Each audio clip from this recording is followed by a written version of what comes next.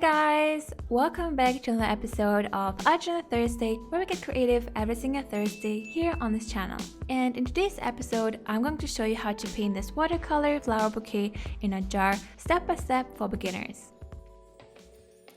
The first thing we want to do is sketching out the jar using a pencil, just so we know how much space we have on top for our flowers.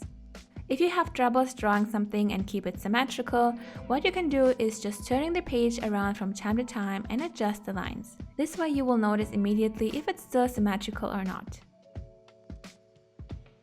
Once we're done sketching out the general shape of the jar, it's time to paint the flowers. Let's prepare some paint first. Here I will be mixing red colored watercolor paint with lots of water to create a light shade of pink, but you can use any color of your choice. And now load up your brush with the paint we just prepared and create two small C-shaped curves that are looking towards each other. This is going to be the center of the flower. And from here you want to add more curves, but this time a little bit bigger.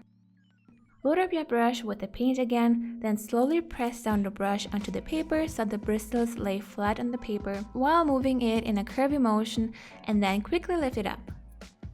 This way we create these really loose and pretty petals of our flower. We basically want to create a C-shaped curve with a round start and a sharp end for each petal. The important thing for this design is to keep a little bit of space in between the petals, but to mix up the design you can of course connect some lines together. If you've seen my tutorial on easy watercolor flowers, you probably already know how to paint these flowers, but if you haven't checked it out yet, I will leave a link in the info card and in the description box so you can check it out. You can also intensify the color and make it more vibrant, but it depends on the design you're going for. And to make the design look even prettier, we can now add a little bit of yellow watercolor paint to the white paint.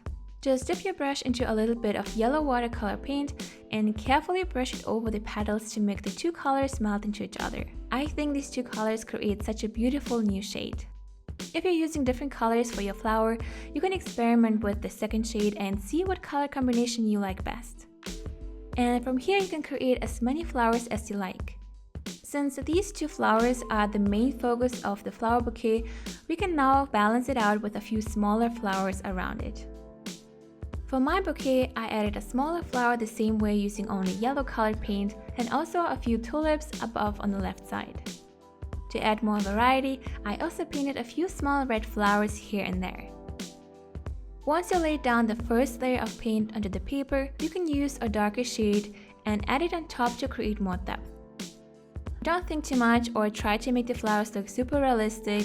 We just want to create different flowers loosely and create the general idea of the shape. Once you're done painting the flowers, it's time to add some greenery and some more details to the flower bouquet. Here I used different shades of green colored paint and created the stems for each flower. Some stems will go behind the flower that is in front of it, but for some flowers I didn't create the stem just yet, as for example for the big flower above the jar, as we're going to create it later. You can also play around and add different branches with leaves using different shades of green or even just a light shade of gray. I also added a few branches with berries because I always think these types of branches look super cute. Just try to keep everything in balance so the bouquet doesn't look too messy. This means don't add a ton of branches to the left side and nothing at all to the right side. But again, don't think too much, just enjoy the process. If you don't like the end result, you can always try it again. Rather do it for the process than for the result. And now it's finally time to paint the jar. To create the jar, I'm going to use blue and green colored paint and just play around with them. First, I outlined the jar using light blue colored paint and then blended it out towards the center so the middle part of the jar stays rather white. And then I added a little bit of green colored paint and blended it in as well the same way. I really like this color combination. And now we can go ahead and add a darker shade of blue and outline the edges again and also create the bottom of the jar in an oval shape. And while the paint is still wet, you want to move your brush up and down towards the bottom of the jar to create a few light reflections. This way you also make the bottom look a little bit more blurry and move it more to the background because this way the glass will look a little bit more three-dimensional. But don't forget, we are not creating a super realistic jar with all its realistic reflections. We just focus on the main details and make it our own. From here we can add even more details. We can now add the rest of the stamps to the jar using a light green color and make the lines cross each other. I also made the jar a little bit more round and vibrant, but I don't know what I wanted to achieve with that because I think I overdid it a little bit, but I think it still looks okay. Now let everything completely dry and it's time to add the text on top of the jar.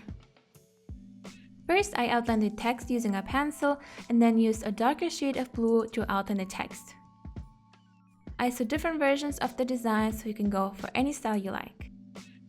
From here you can go over the painting again and see if you want to change or add something. I made a few lines a little bit darker, added a few more branches to the flower bouquet, and also added a few more leaves below the big flower.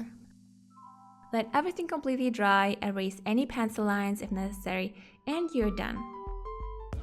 And this is the final result. This is also going to be one of the paintings for my gallery wall in my new craft room, so stay tuned for the tour. If you liked the video and found it helpful, be sure to give this video a thumbs up to support this channel, it will mean a lot to me. And if you're new here, don't forget to subscribe and to turn notifications on by clicking on the bell to get notified when I upload a new video on Thursdays and on Saturdays. Thank you so much for watching guys, have a wonderful day, and I will see you soon. Bye!